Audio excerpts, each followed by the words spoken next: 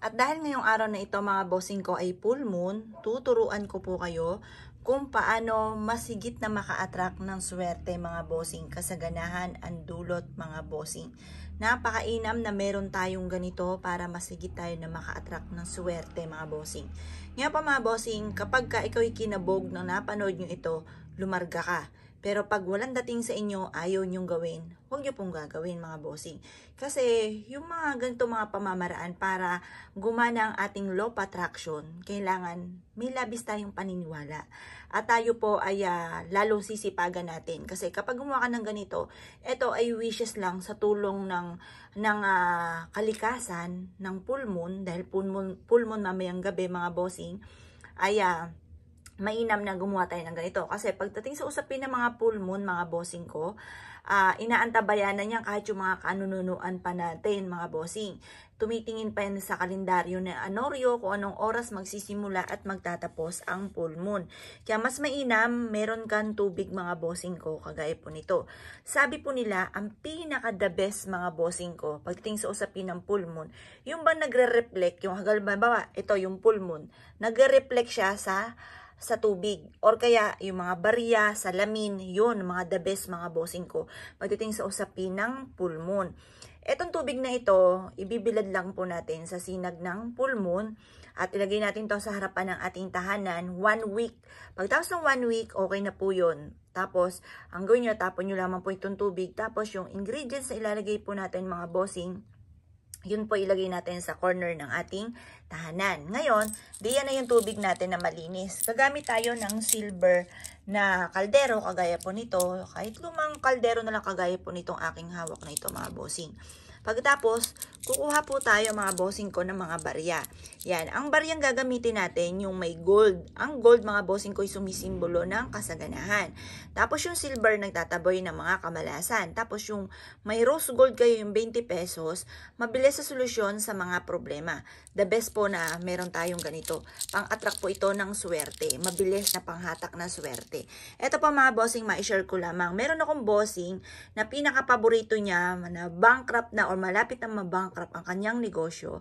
Ngayon pa mga bossing, napanood niya daw biglang umapir sa YouTube po niya yung aking channel. Tapos ang nakita niya daw po doon na gusto niyang gawin yung tubig at saka barya.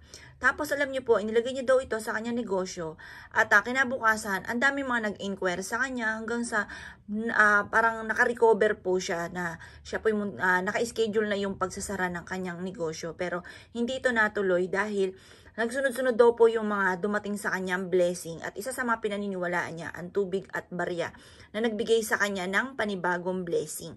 Yung pa mga bossing, kaya pag naibigay niyo po ito, subukan niyo po siya dahil simple lang naman po ito mga bossing. At mamayang gabi na po yan ng alas 7 ng gabi or kaya alas 8 ng gabi, harap ka lamang sa liwanag ng sinag ng araw sa may ng buwan sa may silangan.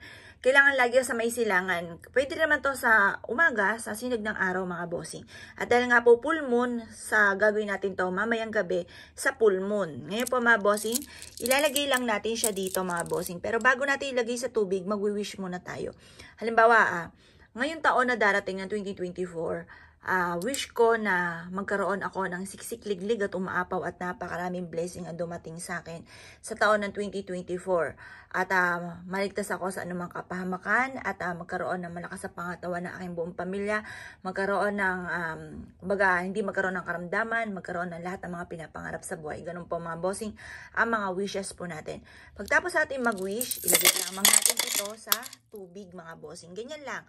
Tapos saluan po natin siya ng dahon ng laurel. Yan. Sa pag-akit ko dito mga bossing, na naputol po siya. Pero pwede rin naman naputol siya mga bossing. Pero kung may buo, mas okay din po ang buo. Yan, lagyan nyo lang siyang ganyan. Tapos mga bossing, kapag gusto nyo pang mag-wish, haluin nyo lang siyang ganyan. Tapos iwanan nyo ito sa liwanag ng sinag ng buwan mga bossing. I-overnight po natin siya, iwanan nyo lamang. Tapos kinabukasan ng alas 7 or alas 8 ng umaga, alas 8 ng umaga, kunin nyo ito at ilagay nyo po ito sa gilid ng pintuan po ninyo. Saktong-sakto, abutin na ito ng bagong taon. Ihigop ito ng mga negatibong enerhiya. Makalipas ng 1 week, itapon nyo po yung tubig, itapon yung dahon ng laurel, kunin ang barya at ilagay sa bawat sulok ng inyong puntahanan. Isa po ito sa proven na napakaswerte. Kaya kung isa sa mga naniwala at naisyo po itong gawin, ay siya mga bossing, huwag ka na magpatumpik-tumpik pa. Subukan nyo po ito mga bossing, mag-wish mula sa puso, temtim na panalangin at matutupad lahat ang ating mga kahilingan. Kaya kung pinaniwala mga bossing, ay siya mga bossing, good luck po sa inyo po lahat.